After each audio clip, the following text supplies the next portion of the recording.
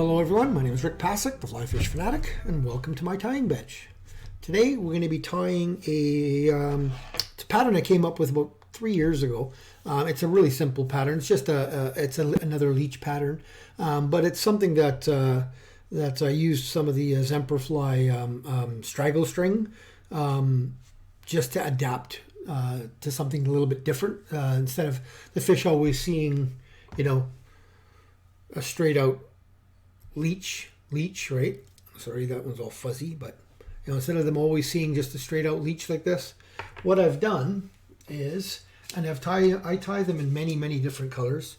I'm going to tie you a black and red one today, but I also tie them in a green with a red head like this. You see that it's got a dubbing underbody, and then it's got the straggle legs coming through it as well.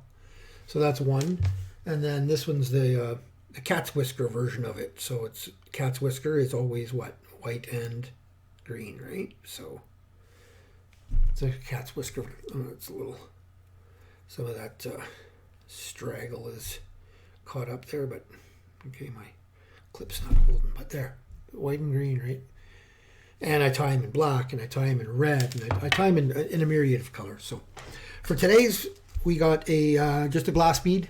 We got Hends BL 354 in a size 8. We'll be doing the tail will be some Hends Marabou in black.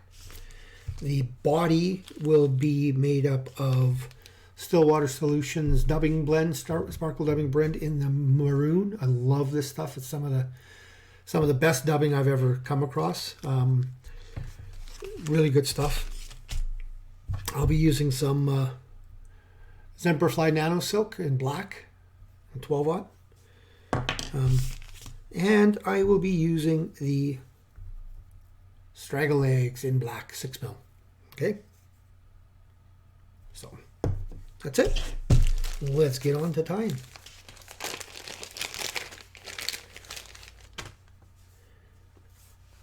Alrighty. So, what's the first step? Oh, we gotta wax our thread. Always wax your thread. Make sure you get a good grip on that hook. Start your thread as normal, all the way back to the bend to roughly where the barb would be if this was a barbed hook. Just snip off my excess there.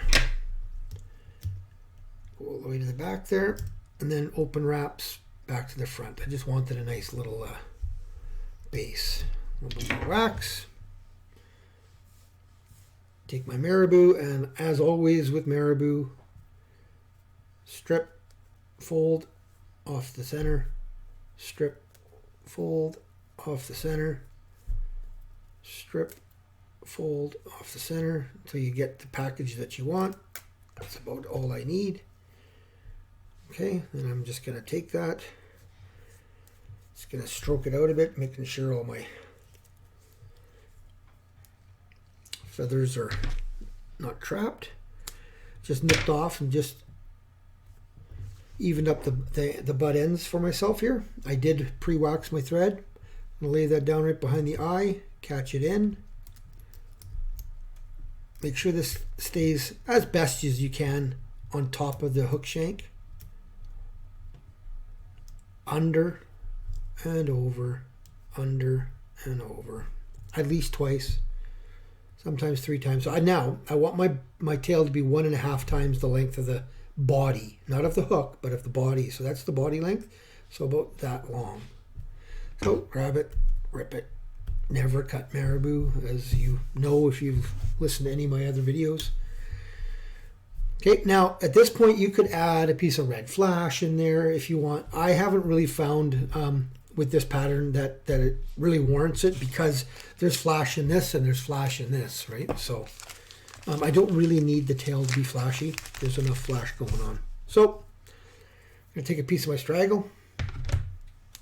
I'm just going to tie it on right behind the bead again. So open turns, back to the bead.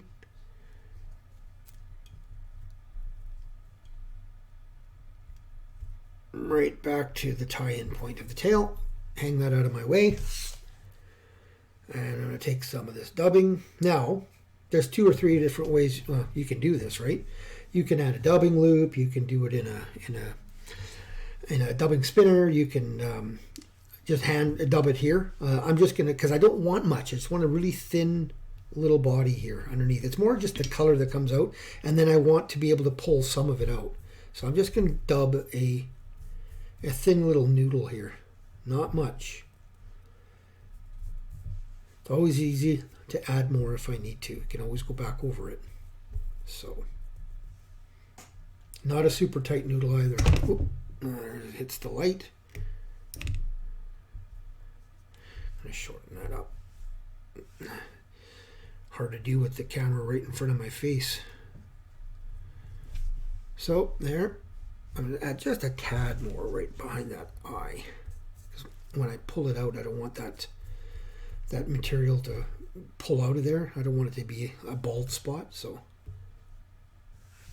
there we go.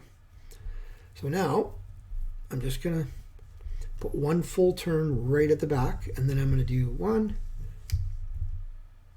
2, 3, 4. That's it. That's all I want. Nice open wraps, like you're doing a hackle. Just palmer it forward. Nip off your excess. Get your whip finisher. Whip finish, holding all your material back as always, much as you can at least. 3/4 turn whip finish, and I'll do it a second time, just in case when I'm pulling out the underbody that I happen to pull out my half hitches, at least I got a second set behind it, right? So now I nip that off. Then I will take whatever kind of dubbing brush you've got. This one is Stonefo makes this one. And then this one you can pick up all over the place at tying shops. Now this isn't a dubbing brush. It is, but it doesn't have the Velcro. So I just glue Velcro on to both ends depending on what I'm doing. So I'm going to just go in there and just pull some of that underbody out. I don't want to pull a lot of it out, just some of it, because I still want to see those legs popping through. That's about it right there. Maybe just take the Stonefo and go under the Stonefo and go just underneath it here a bit. That's the real nice thing about these Stonefo brushes. You can get right in there. So.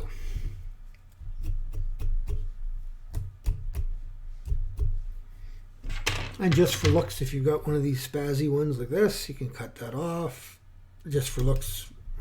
But, I mean, the fish ain't going to notice any difference, right? So you can cut that off too, just for looks for yourself and for pictures and stuff. So, and that is the finished fly. Very, very simple. That's a little bit of that maroon dubbing, kind of pops through underneath there. Those straggle legs really move really nicely, and they pulsate when they're going through the water.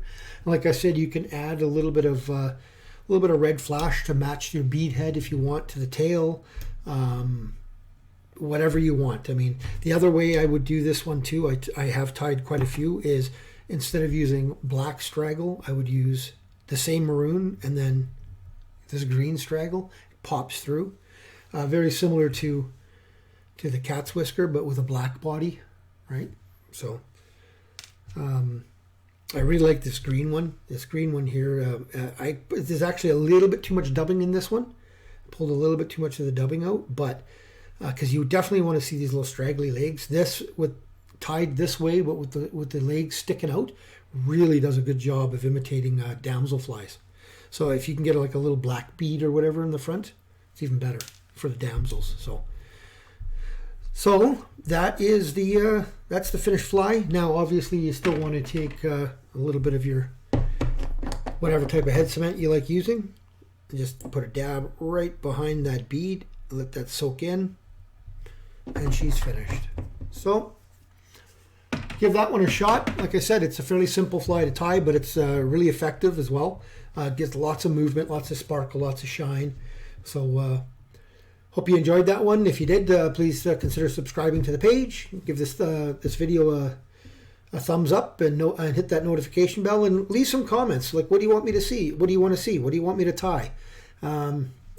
I tie all kinds of stuff from salmon flies to steelhead flies to cutthroat flies to rainbow trout, even bass flies. So let me know what you'd like to see in the future. Alrighty, thanks a lot, and tight lines, and we'll see you in the next video.